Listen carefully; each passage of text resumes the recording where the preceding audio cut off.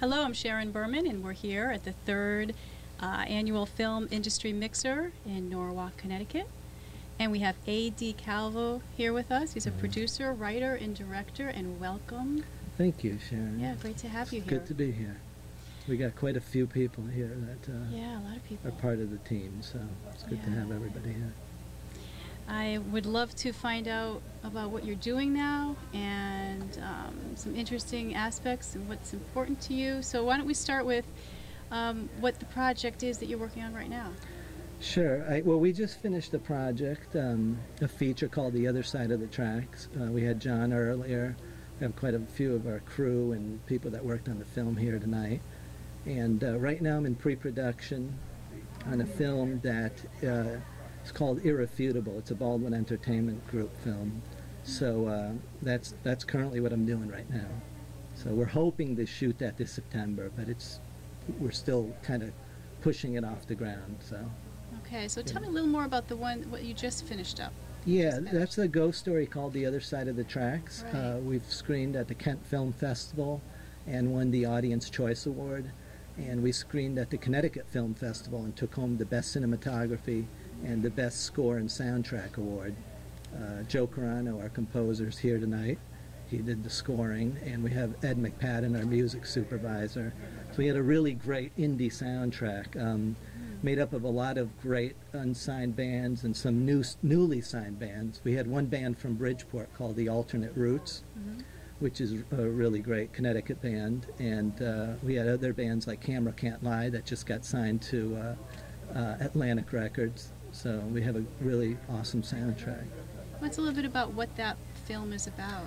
Yeah, it's a ghost story. It's a romantic fantasy, so it's not like a gory ghost story or doesn't really make you jump too much. There's a couple jumps in it, but it's really just a romantic ghost story about a kid that's been out of high school for 10 years and hasn't really gone anywhere in his life. And his buddy shows up for the 10-year high school reunion, kind of tries to figure out what he's been doing all this time. He's been kind of grieving the loss of his girlfriend, who he lost back in his senior year in a train accident, a car train accident. And right around the same time, this girl, played by Tanya Ramon from the show Lost, gets hired as a waitress, and she looks a lot like the girl he had been dating. So it's kind of trying to figure out who's who kind of film, and there's some haunting type moments in it, and it's really, we're really happy with the way the film came out. So. Now that film, you actually wrote what part exactly? Yeah, I wrote the script and I directed the film, and I was the lead producer on the film as well. It was a lot of work. It was a lot of work that required the help from many people, and many of the people that are here tonight. It's been like 3 years, three and a half years maybe, that we've been working on it. So it's been a long haul, and I edited the film too.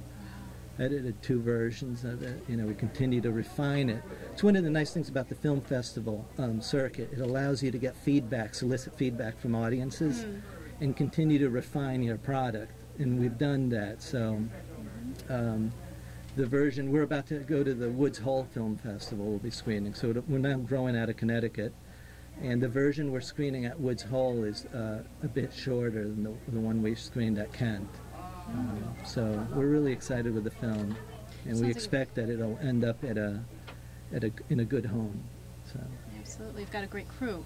Yeah, absolutely. We have a great team. So it's all Connecticut, fully Connecticut made, except my production designer and my director of photography are from LA, and they're still working with me on the new films as well. So. Now, you didn't start out in Connecticut, though, did you? Well, I was born in Buenos Aires, in Argentina, and I lived there only 2 years, and then we lived in Rio de Janeiro for 4.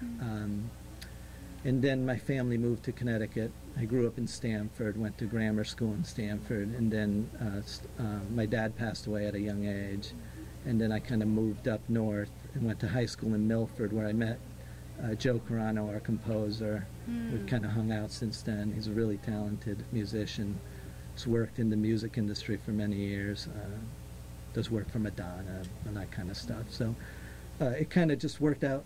It was interesting because when I started doing short films like 3-4 years ago, Joe was right there, so he was able to kind of score the stuff, and we kind of just continued collaborating and working on the films together. So it's kind of nice. I'm the kind of guy that kind of keeps long-term relationships with people that I'm comfortable with. You know, so. I was going to say that a lot of this industry is connecting with people who you have a good synergy with, I would think. Yeah, that's very true. You know, relationships are important. You know, feeling comfortable with people and finding a group that's supportive of your vision and collaborative, but not trying to take your vision in a certain direction. Right. You know what I mean? So. Right. And that's one. I should point out that, like with our film, we shot it for a lower budget than. I had it originally set up with a couple other producers, and things weren't working out well. They had kind of a different vision for the film. So that was like 8 months I spent just on that before we kind of repackaged the film and kind of pushed it through. So it's been a lot of work, a lot of ups and downs. Yeah. And just when you come up to the top of one hill, there's a whole new army waiting ahead, you know, and it's just like that. Time after time, but you know, if you really feel like that's something you want to do, or you know, you find what you're really meant to be doing, it's kind of worth it, and you kind of just keep plowing through, and you keep getting back up. Yeah. Do you ever have a moment when you say, "I don't think I want to do this anymore"? Yeah, definitely. Or a lot of those moments. Yeah, there's like a lot a of those child, moments, but you know what happens? It's like I worked in software for 15 years. And I never wanted to do that, you know. It was like, but I got pretty good at it, you know, and I made a living doing that for a while. Never felt quite right. So I kind of stepped back, having lost my father at a young age. I stepped back to look at what I really wanted to do. And I remembered, you know, right before he passed away, I was doing like some 8mm films. So I kind of went back to do that. And I got, there were a new wave of small handheld 24p cameras. And kind of got my feet wet with that kind of guerrilla filmmaking stuff. So, but all that stuff helped substantially. But it was totally different with the feature. Right. You know, having a crew and it was just a totally different animal. I would love people to be able to get in touch with you before we finish. So, please, if you could. Yeah, my website, the production company website, if you could call it that, I mean, was the production company on the other side of the tracks, is Goodnight Film, like Goodnight, GOODNIGHT, without the S, so film, goodnightfilm.com, and the movie is the other side of the tracks movie.com.